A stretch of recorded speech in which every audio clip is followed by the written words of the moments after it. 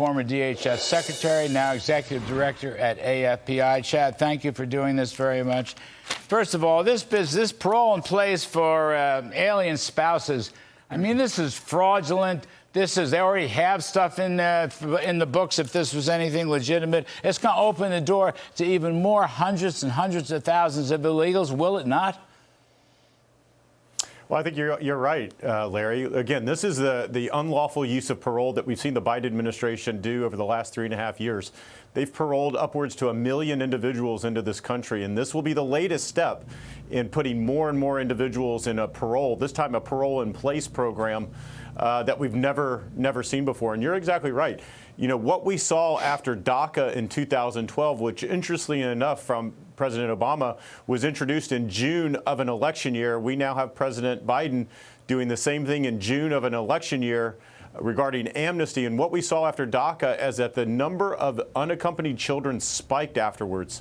And so one could say that after this action, you can see the number of fraudulent marriages spike also to try to avail themselves of this benefit. And the Bidens know this.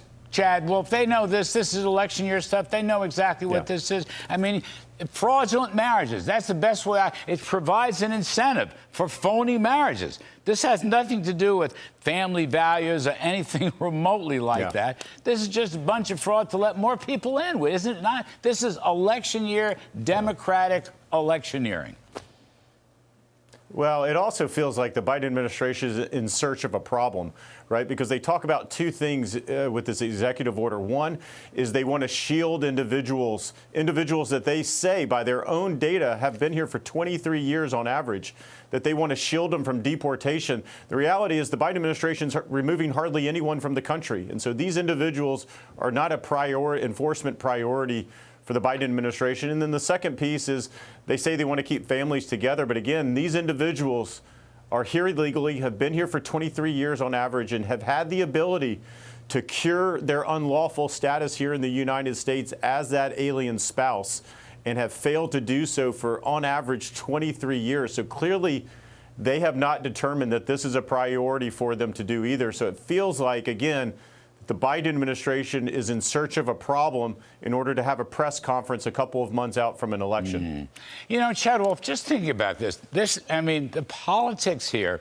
So Mr. Biden, because he's suddenly issuing an executive order he claims he couldn't issue, but he's suddenly issuing this executive order that's going to, quote unquote, close the border, which it most certainly is not. Now he's offsetting this by providing some sort of illegal spousal alien amnesty. But the reality is, Chad, the first order didn't do anything. I mean, our reporters, Bill Malugin and other Fox News reporters, you talk to these people too, they've already breached all their targets. They're not even remotely closing the border.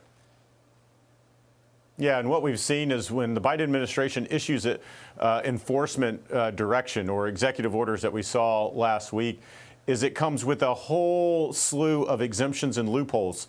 And so what you see in the San Diego sector specifically is that they've exempted over 100 countries in the Eastern Hemisphere from that executive order. And so that's why you continue to see them stream in and be released into American communities. And most Americans are starting to catch on. They know that what the Biden administration tells them and what occurs on the ground in reality are two different things. And we're seeing that play out in real time. Chad Wolf, thank you, former Secretary of former Secretary of DHS, if I get that right. Thank you, Chad.